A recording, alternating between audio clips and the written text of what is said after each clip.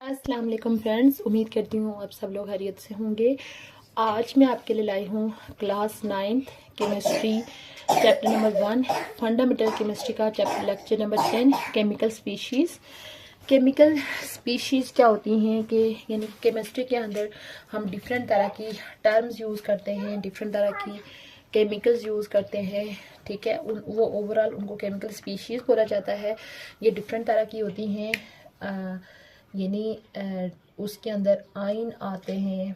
ठीक है, आयन भी एक केमिकल स्पीशी है। उसके अलावा मॉलिक्यूलर आयन, ये भी एक केमिकल स्पीशी है।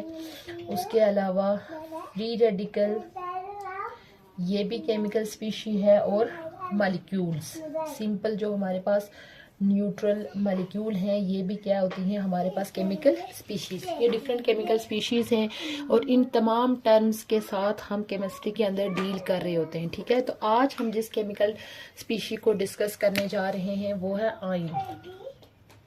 आयन, ठीक है, यानी आयन क्या होता है कि इससे पहले ऑलरेडी आयन को पढ़ने से पहले हम ऑलरेडी थोड़ा सा एटम का स्ट्रक्चर देख लेते हैं कि हमने ओवरऑल पढ़ा था कि हमारे पास जो कोई भी एटम होता है वो अब सिंपल जो होता है वो न्यूट्रल फॉर्म में होता है। ठीक है, क्यों न्यूट्रल का मतलब ये होता है उसके ऊपर कोई चार्ज नहीं होता, क्योंकि एटम के अंदर जितने इलेक्ट्रॉन होते हैं और जितने प्रोटॉन होते हैं वो क्या होते हैं, इक्वल होते हैं। क्योंकि इलेक्ट्रॉन के ऊपर होता है नेगेटिव चार्ज और प्रोटॉन के ऊपर होता है पॉजिटिव चार्ज। इट्स मीन कि जितना किसी एटम के अंदर नेगेटिव चार्ज होगा उतना ही क्या होगा, पॉजिटिव चार्ज होगा। क्योंकि वैसे तो जब हमने इसका जनरल स्ट्रक्चर डिस्कस किया था, वैसे तो जो एटम के अंदर जो पार्टिकल्स होते हैं वो 100+ पार्टिकल्स होते हैं, बट उनमें से 3 मेन पार्टिकल्स को डिस्कस किया जाता है। वो होते हैं इलेक्ट्रॉन, प्रोटॉन और न्यूट्रॉन। जिसमें जो इलेक्ट्रॉन होता है उसके ऊपर नेगेटिव चार्ज होता है, उसके अलावा जो प्रोटॉन होता है उसके ऊपर पॉजिटिव चार्ज होता है, और जो न्यूट्रॉन होता है वो न्यूट्रल होता है, उसके ऊपर कोई चार्ज नहीं होता। ठीक है, तो ये जो प्रोटॉन होते हैं ये होते कहाँ पे हैं, न्यूक्लियस के अंदर होते हैं। ठीक है, ये भी न्यूक्लियस के अंदर होते हैं। और ये जो इलेक्ट्रॉन होते हैं ये कहाँ पे होते हैं, उनके शेल्स या ऑर्बिट के अंदर होते हैं। ठीक है, यानी इस तरह का एटम का स्ट्रक्चर होता है। तो ये हो गया उसका न्यूक्लियस। तो उसका ये जो न्यूक्लियस है इसके अंदर प्रोटॉन भी होंगे और न्यूट्रॉन के भी होंगे। ठीक है, तो ज़रा न्यूट्रॉन के ऊपर कोई चार्ज तो नहीं है, तो एज अ होल यानी उसका जो न्यूक्लियस है उसके ऊपर जो पूरा चार्ज होता है वो किस वजह से होता है, प्रोटॉन की वजह से। सपोज किसी एटम में न्यूक्लियस के ऊपर +9 चार्ज है, तो ये इलेक्ट्रॉन्स यहाँ पे होंगे तो उसके अंदर इलेक्ट्रॉन के ऊपर टोटल चार्ज क्या होगा, -9 होगा। ठीक है, यानी एज अ होल किसी भी एटम के अंदर जितने इलेक्ट्रॉन होंगे और जितने प्रोटॉन होंगे उनकी जो तादाद होगी वो हमेशा इक्वल होगी। इस वजह से एटम किस फॉर्म में होगा, न्यूट्रल फॉर्म में होगा। ठीक है, लेकिन जो ही किसी एटम के अंदर ये जो इलेक्ट्रॉन का बैलेंस, इलेक्ट्रॉन और प्रोटॉन का बैलेंस है, ये डिस्टर्ब हो जाता है, तो उस टाइम जो एटम होगा वो किसके अंदर कन्वर्ट हो जाता है, आयन के अंदर कन्वर्ट हो जाता है। ठीक है, आयनिक फॉर्म में अंदर उसके ऊपर या तो प्लस चार्ज होगा और या तो माइनस चार्ज होगा। ठीक है, यानी कि आयन की अगर हम डेफिनेशन देखें तो आयन की क्या डेफिनेशन होगी, यानी आयन की अगर हम डेफिनेशन देखें, आयन क्या होता है कि एक सिंगल एटम या एटम का ग्रुप जिसके ऊपर या तो प्लस चार्ज हो, पॉजिटिव चार्ज हो या माइनस चार्ज हो, उसको क्या बोलते हैं, आयन बोलते हैं। ठीक है, कि आयन की डेफिनेशन अगेन देख लें, एन एटम और group of atom have positive और negative charge is known as ion. अब आयन की जो होती हैं वो 2 टाइप्स होती हैं। एक आयन होता है जिसको पॉजिटिव आयन बोला जाता है, पॉजिटिव आयन। ठीक है, और दूसरा जो आयन होता है उसको बोला जाता है नेगेटिव आयन, क्योंकि उसकी डेफिनेशन में ही मेंशन है कि या तो एटम या ग्रुप ऑफ एटम के ऊपर प्लस चार्ज होगा या माइनस चार्ज होगा। अगर प्लस चार्ज है तो उसको पॉजिटिव आयन बोलते हैं, और अगर माइनस चार्ज है तो उसको नेगेटिव आयन बोलते हैं। ये जो प्लस चार्ज वाला होता है इसका एक और नाम होता है कैटाइन, इसका दूसरा नाम क्या होता है, कैटाइन। और जो नेगेटिव चार्ज वाला होता है उसका दूसरा नाम होता है एनाइन, एन आइन। ठीक है, कैटाइन और एनाइन।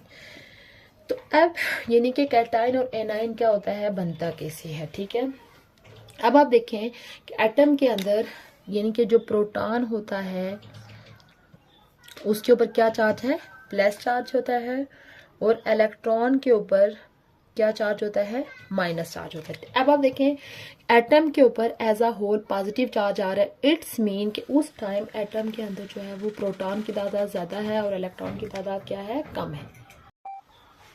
कैसे ये कम और ज़्यादा होगी, यानी एटम ने अपने आउटर मोस्ट शेल के अंदर से इलेक्ट्रॉन को क्या किया हुआ है, रिमूव किया हुआ है। कैसे, सपोज हम यहाँ पे एक एग्जांपल ले लेते हैं सोडियम की, सोडियम जिसका सिंबल होता है Na। सोडियम का जो एटॉमिक नंबर होता है वो होता है Z।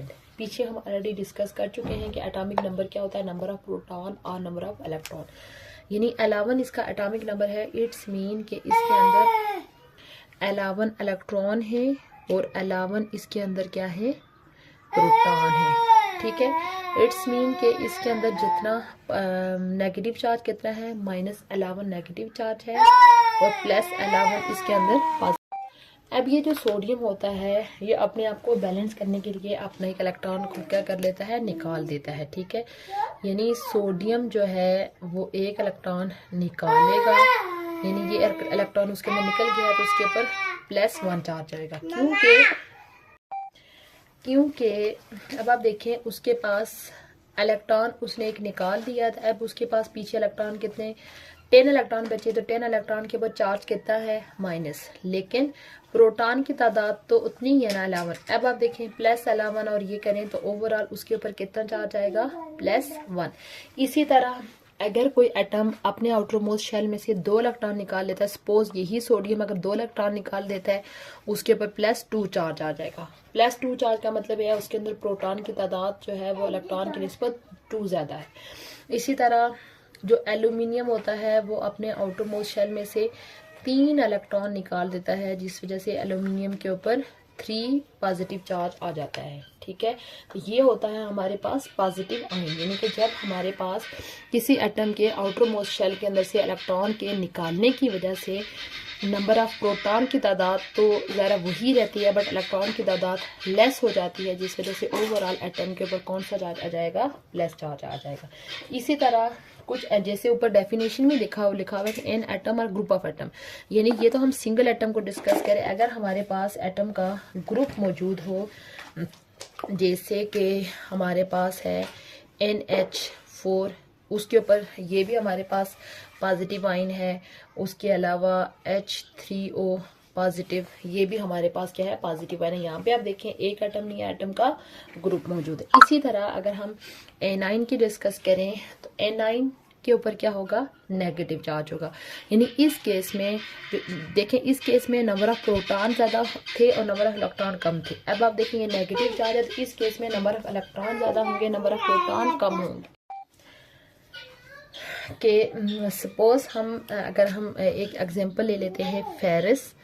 फेरस जो होता है उसका एटॉमिक नंबर होता है 9,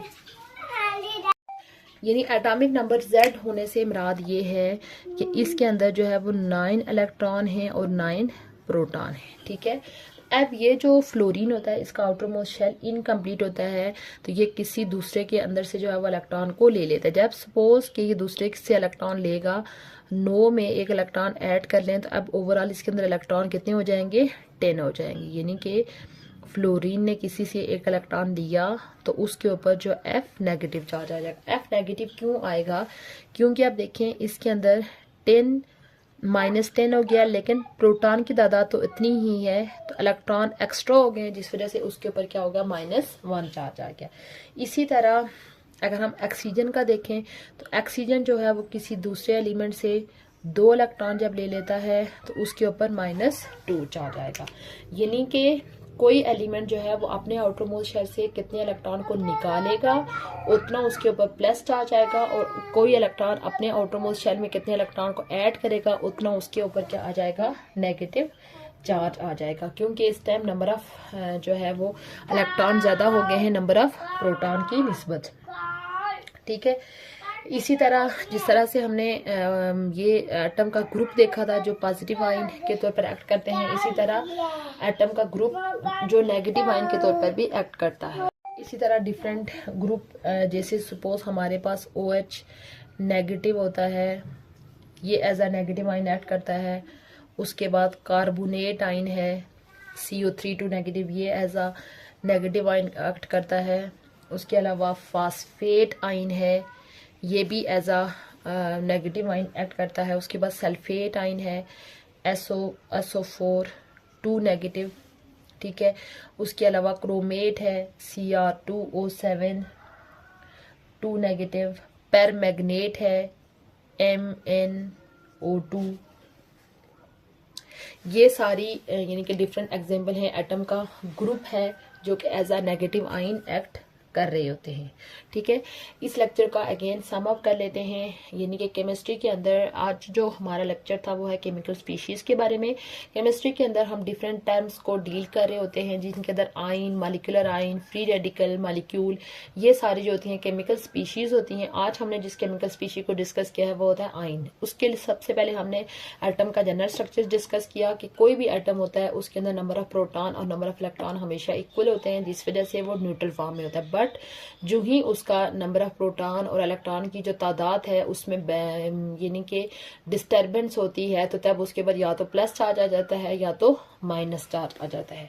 तो ये यानी उसकी फिर हमने डेफिनेशन देखी कि एटम और या एटम का ग्रुप जिसके ऊपर प्लस या नेगेटिव चार्ज हो तो वो होता है आइन। आइन दो तरह का होगा, अगर उसके ऊपर प्लस चार्ज है तो वो होगा कैटाइन यानी पॉजिटिव आइन, और अगर उसके ऊपर माइनस चार्ज है वो होगा एनाइन या नेगेटिव आइन। तो पॉजिटिव आइन तब बनता है जब किसी एटम के अंदर नंबर ऑफ प्रोटॉन की तादाद ज्यादा होती है और नंबर ऑफ इलेक्ट्रॉन की तादाद कम होती है, जिस वजह से एज अ ओवरऑल उसके ऊपर प्लस चार्ज आ जाता है। जबकि नेगेटिव आइन हमारे पास तब बनता है जब ओवरऑल एटम के ऊपर नंबर ऑफ इलेक्ट्रॉन ज्यादा हो जाते हैं नंबर ऑफ प्रोटॉन की निस्बत। तो इसके बाद हमने उसके बाद फिर हमने यहाँ पे डिफरेंट एटम के ग्रुप्स भी डिस्कस किए जो कि ऐसा पॉजिटिव और नेगेटिव आइन ऐड करते हैं, जिसमें हमने अमोनियम आइन, हाइड्रोक्सल आइन देखा, ये एज आ पॉजिटिव आइन एक्ट कर रहे होते हैं। और उसके अलावा hydroxyl, carbonate, phosphate, sulphate, chromate, परमैग्नेट, ये जो है वो एज आ नेगेटिव आइन एक्ट करते हैं। ये था हमारा आज का लेक्चर। उम्मीद करती हूँ आपको आज का लेक्चर अच्छा लगा होगा। इंशाल्लाह बहुत जल्द न्यू टॉपिक के साथ हाजिर होंगी, तब तक के लिए अल्लाह हाफिज।